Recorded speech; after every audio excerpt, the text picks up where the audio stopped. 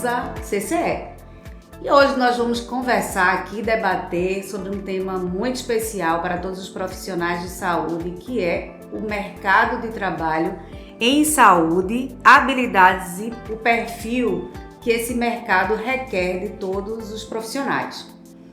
E para debater, nada mais do que as nossas queridas convidadas e muito craques nessa área.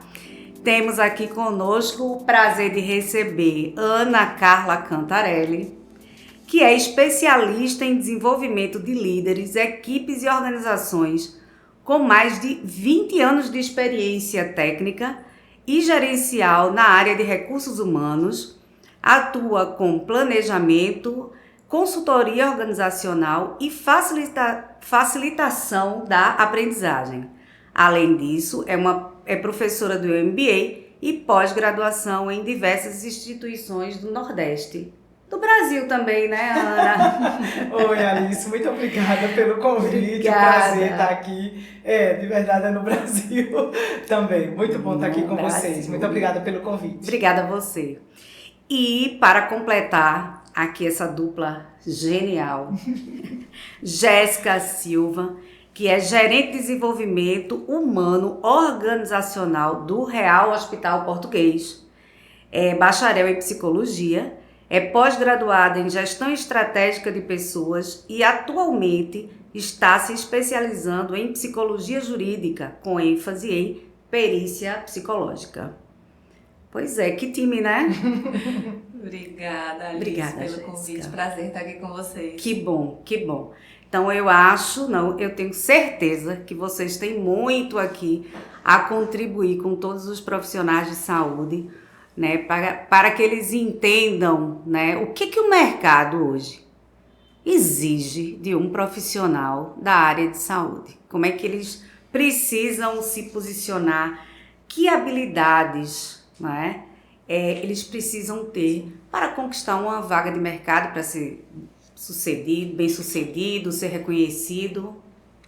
Vamos conversar sobre isso? Sim, vamos conversar sobre isso. Acho que a gente tem alguns pontos aí, Alice, que a gente já pode ir pensando a respeito desse olhar do mercado, né? É que, na verdade, tem um panorama da área de saúde, Jéssica, que está na ponta, né? Eu atendo clientes em treinamento e desenvolvimento de liderança, escutando os RHs, falando que são da área de saúde, falando exatamente sobre essas demandas, né? E Jéssica está exatamente na ponta e a gente pensa sobre como esse mercado da área da saúde tem evoluído e se transformado ao longo do tempo. Então, assim, a gente não pode de jeito nenhum imaginar que o profissional que tem hoje, 30 anos de formado, por exemplo, ele tem ainda as mesmas habilidades de quando ele se formou há 30 anos. Isso não é apenas só sobre medicina. A gente está falando de saúde, inclusive, até porque a lógica da saúde é uma lógica absolutamente multidisciplinar.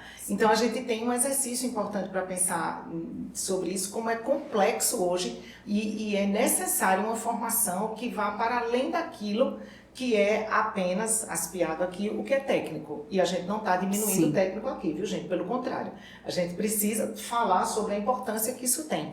Mas isso não é a única forma de aprendizagem, nem é a única necessidade que a gente tem na prática. Acho que a gente está vivendo muito o que a gente chama, pensando na base conceitual do T-shaped, que basicamente é uma habilidade em T, em que a gente trabalha a lógica de que, ok, eu preciso ter profundidade, pensando o T nessa lógica, né? Sim. Então, assim, o T, eu preciso ter essa profundidade, mas eu preciso olhar um pouquinho mais acima também. Então, é como se eu tivesse que ser muito bom tecnicamente, mas eu também preciso ser muito bom em competências complementares ou diagonais, como chama, para a gente poder dar esse suporte. Isso. E aí, gestão das pessoas, gestão financeira e todas as outras coisas que tem a ver com esse olhar, que não é somente sobre liderança dentro do mercado de saúde, é para qualquer profissional. Não sei se faz sentido isso, Jéssica. Com certeza, né? Assim, eu sou essa profissional, né? Que Sim. vive a transição e o mercado de saúde. Então, eu fui me formando ao longo da minha experiência, desde que me formei estou na área da saúde e brinco que tem um bichinho ali que pica a gente, né? Para essa área. E a gente acompanha muito essa necessidade de tecnicamente estar bem preparado, mas de transitar pelo negócio que é saúde. Então é de me preparar também, não só para a parte técnica do meu trabalho, né, e da exigência da minha rotina, mas também me preparar para acompanhar colegas de trabalho, preparar para me acompanhar, para acompanhar a equipe, né? Não nasci gerente, ao longo do tempo vai se formando para isso, então eu aprendi que eu precisava ir atrás e desenvolver as habilidades para chegar a uma gerência, né? Então, como a Ana colocou muito bem, a gente não está reduzindo, né, e tirando a questão técnica do jogo, mas enquanto ser humano e que trabalha com saúde, que o final do serviço, a atividade fim é saúde, a gente precisa pensar a transformação humana. Sim. E precisa pensar o ser humano em todas as suas esferas, né? A gente já saiu há muito tempo do conceito só biológico e traz essa multidisciplinaridade com todas as suas esferas, biopsicossocial, espiritual, e eu brinco, que mais chegar pra gente também, a gente precisa abraçar. Precisa abraçar, exatamente. Então, vamos lá. Pelo que eu entendi, pelo que a gente conversou aqui, a questão técnica, a profundidade técnica de um profissional, quando ele busca se colocar no mercado de trabalho, isso é obrigatório. Sim. É obrigatório. É obrigatório. E precisamos... Base. Ponto. É inegociável. Inegociável. Exatamente. Mas não é só isso, hoje que se pede.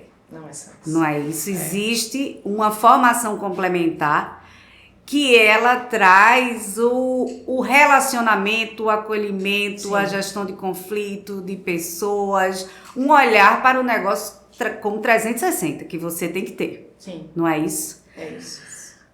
Jéssica, me diga uma coisa. Você hoje participa de processos seletivos. Sim. Certo.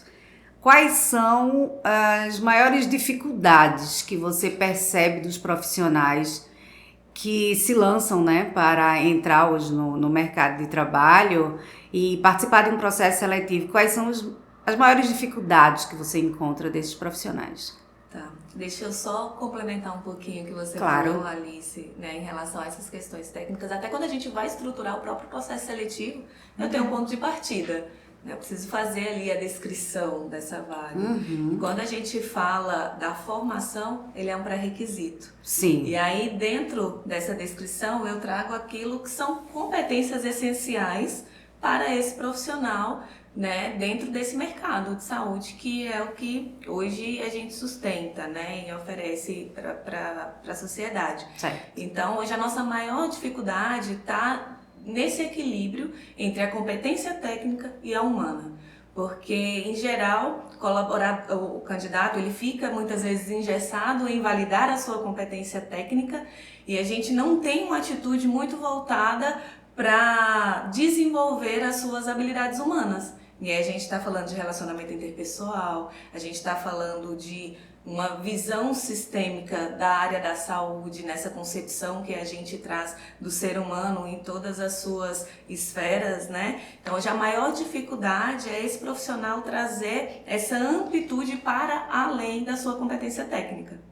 Entendi, perfeitamente. Ana, você é como gestora, né, de liderança, desenvolvimento de lideranças, mas que você também tem um olhar para todos os níveis, operacional e tático, enfim, até porque você precisa entender isso para formar os líderes. Verdade. Como é que você enxerga também esse mercado, essa necessidade, essa mudança hoje que se pede das competências?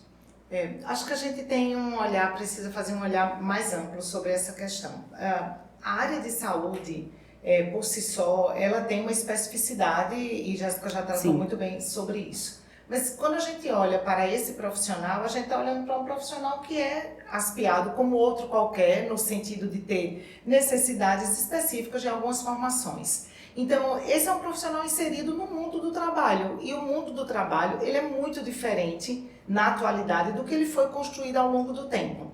Um ponto relevante quando a gente pensa sobre isso é ok? Nós temos essa necessidade, inclusive que Jéssica já trouxe, das questões relativas à formação basilar, que tem a ver exatamente com as chamadas hard skills, que é um termo em inglês para falar das competências que são competências mais técnicas, competências que ajudam esse profissional a se definir como eu sou aquilo. Exemplo, então eu sou um farmacêutico. Então, como é que eu sou um farmacêutico? Eu tenho uma habilidade técnica que eu estudei para isso. Eu sou uma psicóloga. Por quê? Porque eu tenho uma habilidade técnica desenvolvida porque tem uma técnica. Ela sabe fazer um atendimento. Então, assim, ela sabe conduzir isso. Ela tem um proceder que tem a ver com isso.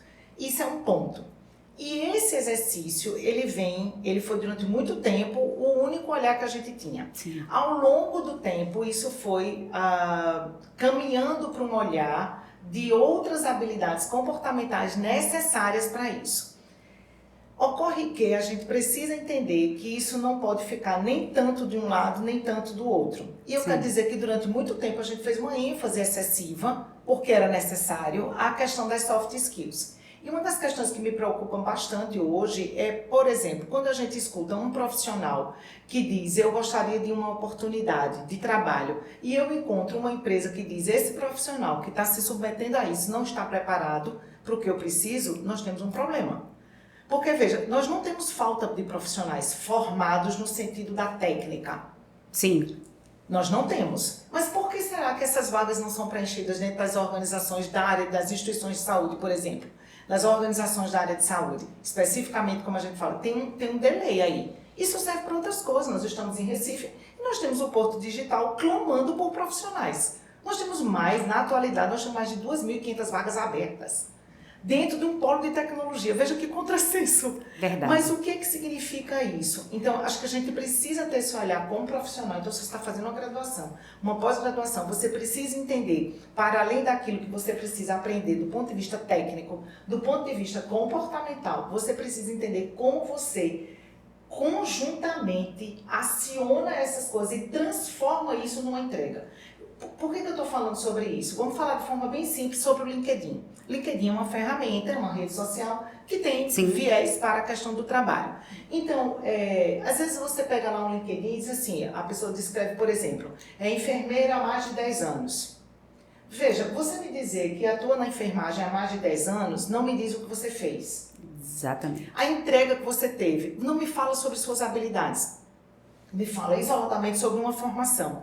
O que uma organização quer na ponta é saber qual é a entrega que você vai dar. Então, assim, na boa, se você tiver que fazer uma escolha dentro de uma entrevista, dentro de uma ação, o que é que eu preciso fazer para ficar nesse lugar? O que é que eu tenho que demonstrar que eu sei fazer? Então, é uma técnica, principalmente na área de saúde, mas eu preciso ter outras composições ali. Então, você pode descrever, por exemplo, vamos imaginar, aquela mesma coisa do LinkedIn que eu dizia. Então, não é experiência de 10 anos, há mais de 10 anos como enfermeiro ou enfermeira, é atuando durante tanto tempo com intervenções, vou imaginar que hipoteticamente em UTI neonatal. É isso. Todas as vezes que eu penso nisso, eu penso também, Alice e Jéssica, sobre como a gente pode usar de ampliar nossas habilidades usando tecnologia a nosso favor. Eu estava vendo um dia desse, eu vou pegar exatamente aqui, porque eu anotei aqui qual era a formação dele. Ele faz uns vídeos no TikTok, deixa eu ver, um enfermeiro no interior de Minas Gerais que usou o TikTok para educar comunidades rurais sobre hipertensão. Vamos lá, vida real. Você imagina olhando uma criatura que está no TikTok, um profissional, e você diria assim, esta pessoa é séria. Nosso olhar histórico esta pessoa só quer brincar e fazer dancinha. Aspas aqui com todos os nossos preconceitos embutidos. Verdade. Mas a habilidade de estar usando uma tecnologia, isso é habilidade, de usar uma tecnologia para influenciar e ter um resultado. É isso que a gente está dizendo. Então, assim, talvez não chegasse de outra forma. Talvez não tenha um médico para dar uma palestra sobre hipertensão no interior. Entende? Entendo. E ele pode fazer isso porque o TikTok chega. Minha gente, aqui não é sobre a pessoa nem sobre o TikTok. É sobre essa compreensão que a gente precisa ter de que formas a gente pode ter. Isso é habilidade. Isso é uma habilidade usada, não é para a gente virar tudo, né, TikTokers agora, nem YouTubers, mas é isso que a gente fala. Então, qual é a habilidade que você entrega? Que resultado você tem concretamente quando você vai fazer aquilo ali? Então, com toda tranquilidade, a habilidade, com toda tranquilidade, a habilidade técnica e a habilidade comportamental, eles andam juntos, mas efetivamente o que uma organização precisa é da sua entrega. Então, você precisa ter a tradução daquilo que você está estudando e aprendendo de forma prática. Perfeito. É isso que faz a coisa funcionar. Exatamente isso. Faz sentido, Jéssica? Não, e de uma forma prática, você aí falando, eu fiquei aqui lembrando, né? Como que a gente estrutura para perceber isso?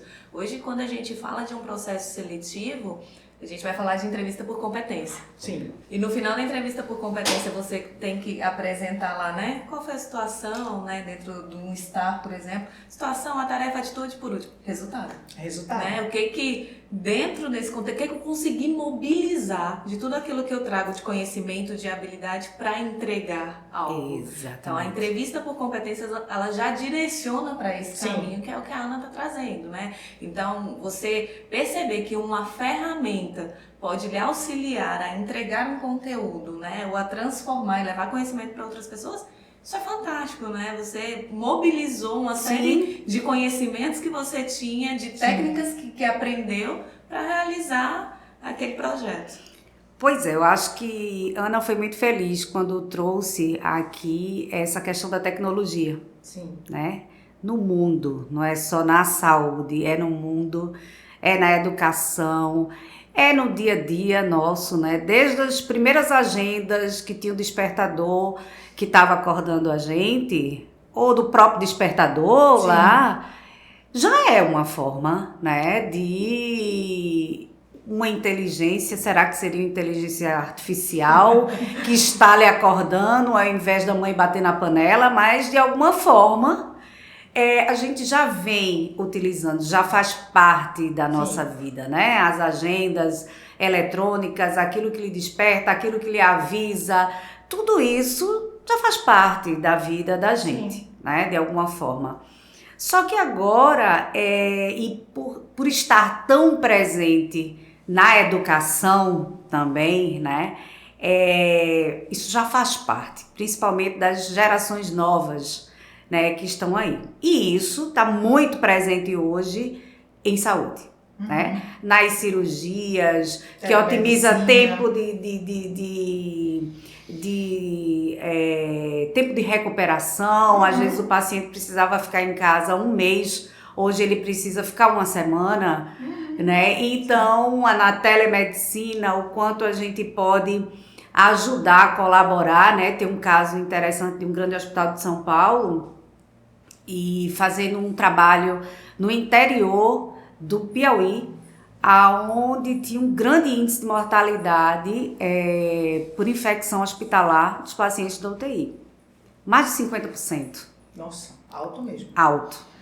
E esse hospital começou a fazer um trabalho, né, à distância, e isso reduziu rapidamente para 10%. Então, assim, não tinha a educação, né? Não tinha esse conhecimento, não tinha essa troca, e isso foi possível graças a todas essas ferramentas. É uma importância muito grande, mas a questão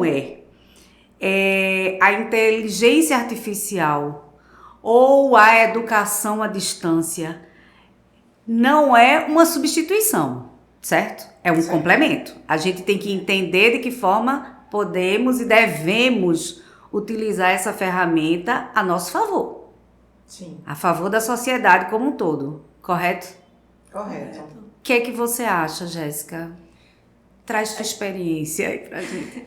Não, tava até conversando com a Ana, né, anteriormente.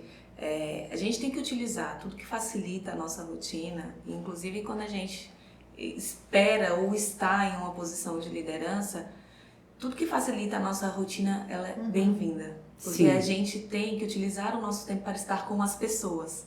Né? Você faz gestão de pessoas. O processo, ele caminha perfeitamente bem. Quando é que a gente ia imaginar que hoje a gente teria uma cirurgia com o auxílio de um robô?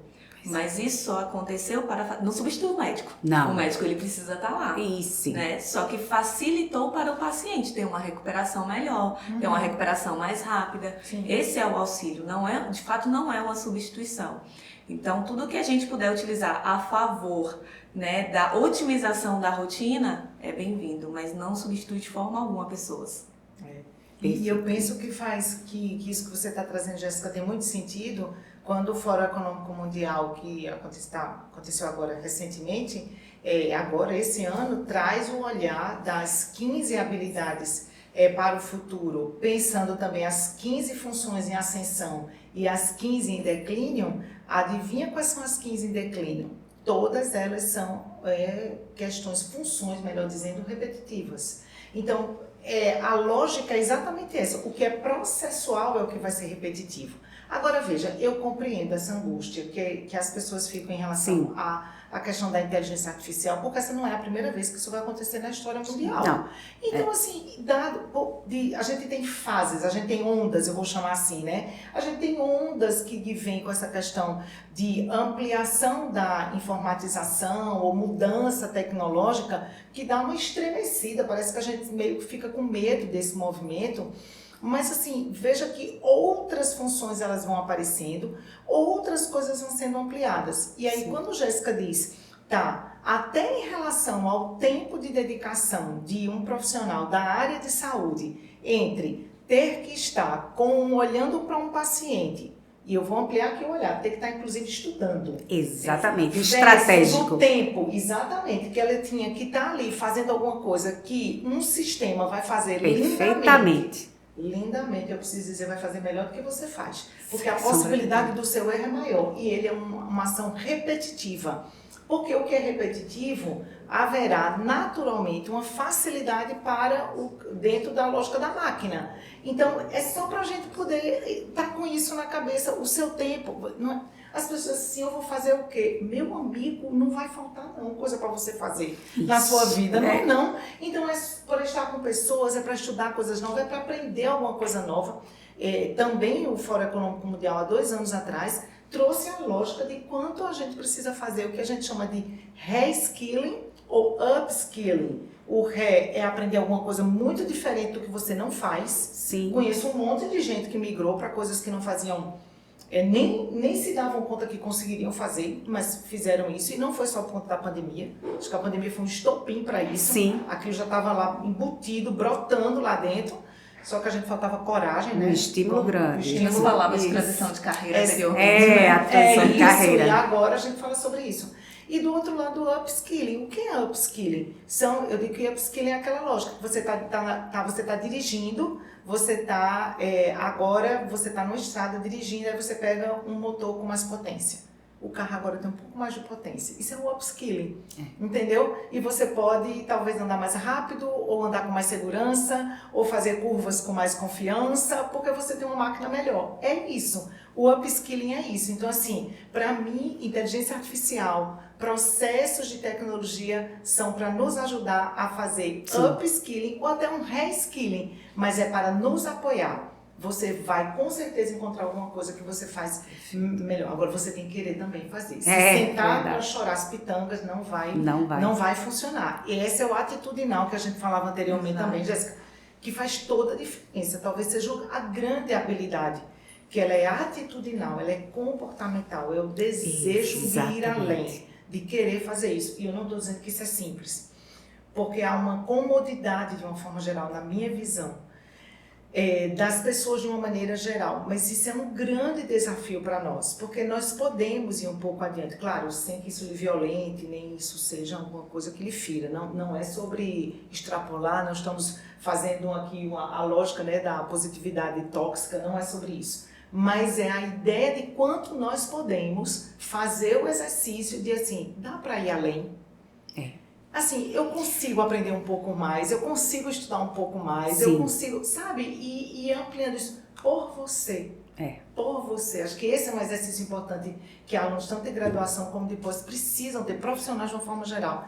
Dá para ir além, não é porque você está sendo sacrificado para ir além, mas assim, o que dá para aprender um pouquinho mais? O que é que eu posso ir além? Isso é um grande exercício e é isso que nos mantém vivos. E tem uma premissa, Ana e Alice, que é a própria necessidade e exigência do consumidor de saúde. Sim. Hoje ele quer resposta e ele quer muitas respostas. E rápidas. E rápidas, exato. Então, quando eu estou... E seguras, né? E seguras. E seguras. Ele vai testar tecnicamente quem está atendendo ele. Exatamente. Ele vai querer saber, né, se a pessoa que está atendendo ele tem todas essas competências. E ele sabe de todas essas exigências. E quando a Ana fala, né, fazer por você, mas também para o público que você está atendendo. Né? Porque hoje o público exige isso, o consumidor de saúde ele quer isso. Ele quer ter resposta rápida, ele quer que você saiba responder o que ele está te perguntando naquele momento. Sim. Então esse ir além é exatamente para que a gente também feche o ciclo do atendimento e da prestação de serviço de saúde para o paciente. Com excelência. Com excelência. Com qualidade, como em tudo, com segurança. Né? E quando a gente fala em saúde, então... eu acho que isso potencializa, né? Muito, que é vida, muito, né? Não tem como. Muito. E o paciente quer que você vá além. Exatamente. Né? Enxerga aqui, o que eu preciso além de tudo que eu vim buscar, né? Pois é. Então, quando você fala, me enxerga aqui, me ajuda, me escuta, né? Você imagina se você estivesse colocando em uma planilha, como era antigamente, todos aqueles, tudo escrito, né, manualmente. Antes do prontuário eletrônico, né? Exatamente. Você já imaginou o tempo que se perdia com aquilo, que é o tempo de você estar estudando, sim, ou você analisando um processo, melhorando, né, vendo de que forma o investimento é mais eficiente. Então, o que eu penso hoje é que existe um medo da concorrência. Muitas pessoas, elas acham que a inteligência, ela vem concorrer, tirar o seu lugar no mercado, mas não é sobre isso. Inclusive, ela vem melhorar muito a qualidade de vida da gente. Sim. Porque eu tenho mais tempo, de fato, para me dedicar àquilo que é estratégico, àquilo que, de fato, tem que ser o nosso papel, que é pensar, né? Enquanto que a inteligência artificial está fazendo um trabalho repetitivo, como a Ana já trouxe aqui. Então, não tem que ter medo, né? Não, é um aliado. Tem que caminhar junto. Exatamente. A inteligência só vai tirar do mercado quem não caminhar junto com ela. Exatamente. E quando a gente traz para a educação, que se pensa e se fala muito na educação à distância, na formação à distância, eu acho que a gente não pode ser contra isso. Até porque quando se trouxe aqui o exemplo do hospital e da redução, né, de infecção hospitalar e quantas vidas foram poupadas, isso foi a educação à distância também, que foi transferido conhecimento. Mas eu penso que a gente precisa também saber ter um equilíbrio em relação a isso. Porque quando se trata de saúde de pessoas, da necessidade do acolhimento e da necessidade de se formar profissionais mais próximo possível da realidade que ele vai encontrar no mercado de trabalho, é importante que essa formação presencial, elas existam, né? Exato. O que vocês poderiam trazer aí, falar em relação, o que vocês pensam sobre essa questão da educação à distância versus presencial, da necessidade, do impacto na formação de fato desses profissionais? Joga aí. Não, mas eu entendo que a educação à distância ela tem que ser um ponto de sustentação, porque saúde é prática. Né? A gente, é claro, tem todo o domínio teórico, né, que a gente precisa ter, mas pensando até em toda a evolução que diariamente a gente passa, de atualização, de protocolos, processos que mudam, a gente precisa praticar, né? E a formação ela precisa ser um pouco mais ativa. A gente não consegue, dentro de um processo de educação à distância, ter esse contato, né? A gente se limita ao mundo virtual, né, dentro desse processo, e a gente perde a essência da saúde. Né? Acho que outras profissões, sim, mas a saúde ela tem uma questão crítica, que é o contato, né, humano, que é o entendimento da lógica humana também e das práticas, porque a sua prática está relacionada ao ser humano, né? Então, ela precisa ser ter aí, né, um contexto de sustentação daquele conhecimento, né, de tudo aquilo que a gente precisa aprender, mas trazendo para a questão presencial, ela traz muito mais a prática, o aprendizado ativo do que a educação à distância. Acho que a gente utiliza a educação à distância quando a gente já está no mercado de trabalho e precisa sustentar o desenvolvimento. Mas a formação em si, ela tem muito mais a ganhar sendo presencial. Então ela também colabora, né? Colabora. Colabora, sem som, é uma grande aliada, né? Mas não substitui a prática, não substitui a convivência. Eu estava pensando, quando vocês estavam falando aí, eu me lembrei de uma... E aí é só para a gente subir mesmo o olhar para aquilo que a gente está trazendo de tão relevante aqui. Eu me lembrei do filme Patch Adams, aquela cena maravilhosa em que, no momento presencial, era presencial, gente. Estão lá, né, o médico, que é o professor, com toda a turma de medicina, e passa e olha para aquela paciente deitada naquela maca e refere-se a ela com a coisificação, como a gente chama, né? Ela não é uma pessoa, ele refere e diz, tem diabetes, amputou a perna, não sei o quê, e tá todo mundo ali com as suas pranchetinhas anotando, e aí o Pet diz assim, como é o nome dela? Aí todo mundo para e fala, tipo assim, sim, para que você quer, né? O nome da paciente, como é? Então, assim, acho que a gente tem um olhar importante para isso. Conquanto isso tem absolutamente adequado à fala da Jéssica, a gente precisa fazer um olhar um tantinho mais além. É possível que em um dado momento a gente esteja no presencial sem estar lá. E esse é um exercício. Porque às vezes, esse volume de informações que nós temos, que tem a ver com a tecnologia também, em alguns momentos nos faz não estar presentes.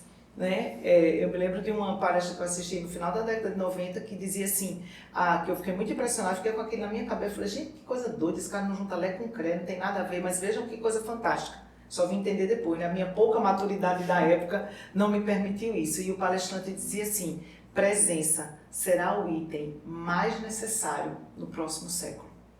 Eu falei, gente, que negócio de presença, que pessoa doida é essa? Eu juro pensando sobre isso. Então, assim, e é isso, do que ele falava de estar aqui e estar aqui. Exatamente. A presença, o foco, que é o nosso grande exercício hoje, a nossa grande dificuldade em relação a isso. Então, o modelo presencial, ele precisa continuar desse modelo, né, com o que a gente tem de melhor em relação a ser presencial, mas efetivamente as pessoas precisam ser chamadas para estarem no centro desse olhar. Então, a gente precisa estar dentro de organizações, de instituições de ensino superior e pós-graduação que ajudem essa caminhada, que nos ajudem a estar nisso. Aí tem várias questões de metodologia ativa, a gente já conversou sobre isso anteriormente, então esse é muito importante. E aí vem a base da educação à distância, como literalmente algum tipo de base, algum tipo de suporte para algumas coisas que você consegue. Eu compreendo, por exemplo, que existem algumas atuações de longa distância que essas pessoas jamais teriam acesso a algumas informações se não fosse o EAD. Mas eu não imagino que se substitua alguns tipos de atuação se não for presencial. Do mesmo jeito que a gente precisa romper as nossas barreiras e entender, tá, tudo bem, mas onde é que eu posso fazer um meio termo? Do que é que eu não posso abrir mão e do que é que eu posso negociar? Acho que esse é um grande exercício para a gente fazer esse olhar. Em saúde, especificamente, vocês são mais especialistas do que eu, então a gente tem esse olhar que eu acho que é necessário para isso que vocês estão trazendo aí nesse exercício, da necessidade de quanto isso precisa ser presencial. É o bom senso. O equilíbrio. O equilíbrio aqui, exatamente. Né? A busca da vida pelo equilíbrio. Que maravilha, pois é, exatamente isso. Bom, é maravilhoso esse nosso bate-papo, né? Acho que a gente está contribuindo muito aqui com os profissionais que estão aí se perguntando, meu Deus, tá tudo mudando tão rápido, a velocidade é tão grande, né? E agora, o que eu preciso fazer?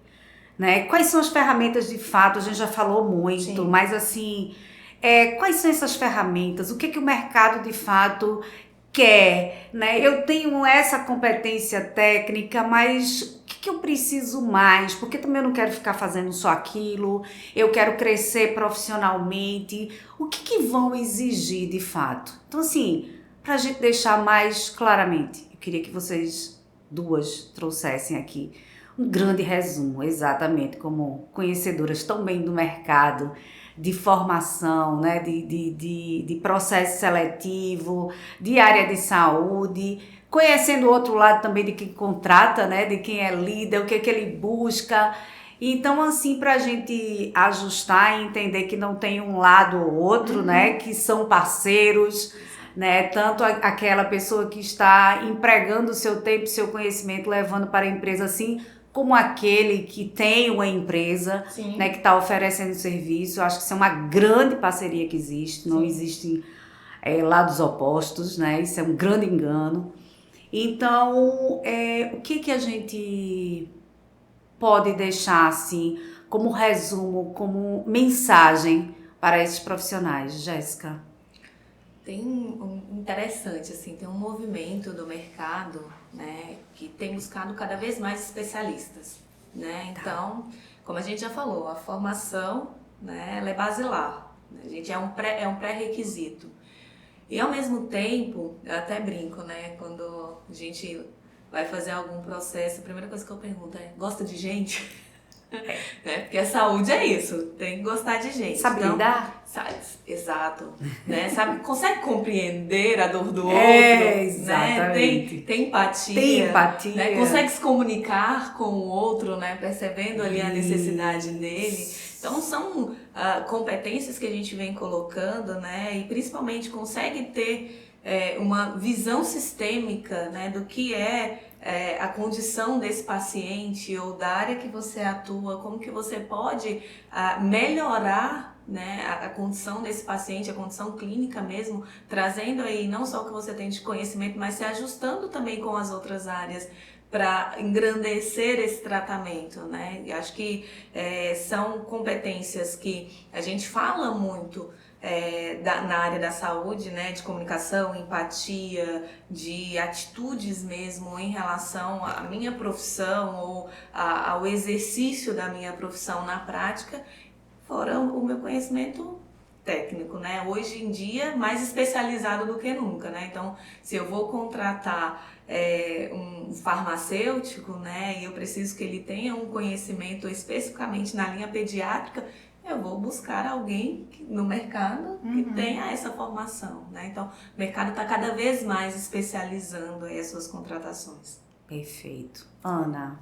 Se eu pudesse sugerir uma única, eu diria: pense fora da caixa. Perfeito. Vá em busca de outras alternativas, de coisas que você não conhece. Escute quem você não está acostumado. Porque isso que a Jéssica trouxe, como ela disse, é o basilar. A gente, por isso que eu disse que vá um pouquinho para mais adiante. Sem esse não vai adiantar muita coisa, mas depois que você tiver esses, você precisa para continuar esse processo de inovação, de buscar coisas alternativas. Eu falo muito, as organizações precisam dessa lógica do que a gente chama de intraempreendedor. Sim. Então, o que é isso? É aquela pessoa que está buscando inovar, é aquela pessoa que está em busca de uma melhoria do né. O empreendedor é uma criatura que está o tempo inteiro, é uma pessoa que está o tempo inteiro em busca da melhor estratégia, do melhor negócio, da melhor forma de entregar, do melhor atendimento ao cliente. Então, é uma busca contínua por melhoria. E isso não pode ser também uma coisa enlouquecedora para que você fique, né, num quadro extremo, mas a gente também não pode se acomodar, porque me parece que em alguns momentos, e aqui eu quero lembrar Carmen Cardoso, que é uma profissional de consultoria, que eu admiro profundamente. Uma das coisas que eu mais aprendi com ela lá atrás da minha formação, ela dizia que o processo de funcionar dentro de uma empresa precisa ter dois focos. Você precisa andar sem pressa e sem descanso.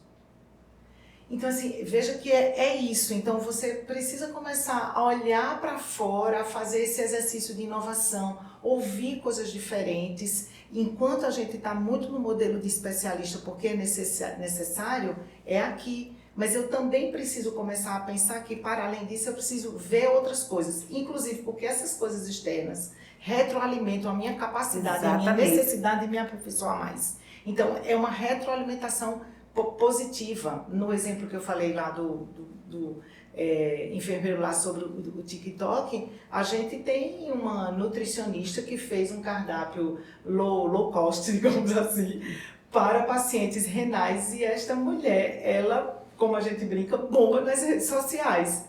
Ela é uma nutricionista, gente, que usou uma coisa pensando fora para trazer um modelo disso. A gente tem um dermatologista bastante conhecido também no Instagram que ele faz exatamente isso. Ele diz que a lógica é skincare baratinho. O que é um skincare baratinho? Porque a gente vai para um dermato e deixa um rio lá. Deixa. É isso. Mas Exatamente. Qual é a ideia? É uma inovação. Não é sobre o skincare baratinho, nem um cardápio low cost. É sobre a capacidade de olhar o que está se fazendo e como eu pego essa minha especialidade. Que é sim, é um dermatologista, especialista em skincare, é uma nutri especialista em paciente renal, está tudo certo. Não perdeu esse nível de profundidade, mas essa inovação do que está acontecendo ao redor que permite esse olhar. Estou trazendo redes sociais, mas isso serve às vezes para a forma como você atende o paciente, a forma como você se comunica melhor, um outro jeito de falar, né, um outro jeito de fazer, e isso ajuda muito a gente a pensar sobre essas questões. E fechando esse olhar, eu estava lembrando de uma pesquisa que saiu da Fundação Getúlio Vargas de 2023, final de 2023, tá? Basicamente um ano atrás, mas assim que serve muito. Eles fizeram uma pesquisa dizendo que os profissionais da área de saúde que se dedicavam 5 horas por dia a estudarem, e pense tinha é aprender, de ver um vídeo, de assistir alguma coisa, um podcast, de ler um material, de discutir um caso, tinham 6 vezes mais probabilidades de desenvolverem um próximo passo na carreira. Pensem sobre isso. 5 horas com 6 vezes mais. Eu acho essa conta maravilhosa. Pensa um custo-benefício maravilhoso. Eu acho. São para esses profissionais que a gente vai olhar quando a gente tiver uma oportunidade. Exatamente isso. Essa dá a grande diferença, né? E isso aqui, só para terminar, me fez lembrar um momento que eu estava assistindo, não sei mais se foi uma palestra, em algum canto, que a pessoa trouxe o seguinte: veja, antes você tinha o tempo de estudar, você tinha o tempo de trabalhar, você se aposentava para aproveitar a vida, para fazer sua viagenzinha e para descansar. Isso mudou completamente. Hoje nós vamos estudar a vida toda, nós vamos trabalhar a vida toda, porque eu não sei se alguém mais consegue se aposentar. E nós estamos aproveitando também o equilíbrio da vida toda, porque a gente viaja, a gente sai, a gente não tem aquele momento quando eu me aposentar, como era antigamente. Então, que bom! Eu acho que mudou para melhor, porque a gente consegue viver a vida nos seus vários aspectos, né? Aprendendo sempre, se transformando, acompanhando, né? Que isso é muito importante, e isso requer convivência em sociedade, troca, né? Com as pessoas, aproveitar as ferramentas maravilhosas que nós temos. Enfim, as possibilidades são muitas, né? Então é isso. Pra quem tá afim.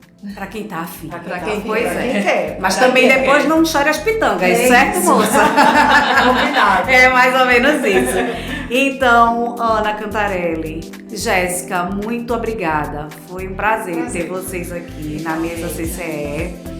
E a mensagem ficou muito boa, né? E de fato, vocês aí como especialistas, entendendo tão bem do mercado, que não é uma coisa só do Brasil, é mundo. Então, são dicas valiosíssimas. Eu vou, inclusive, pegar algumas para mim aí. Já vou começar a seguir. E é isso aí. Obrigada, meninas. Obrigada.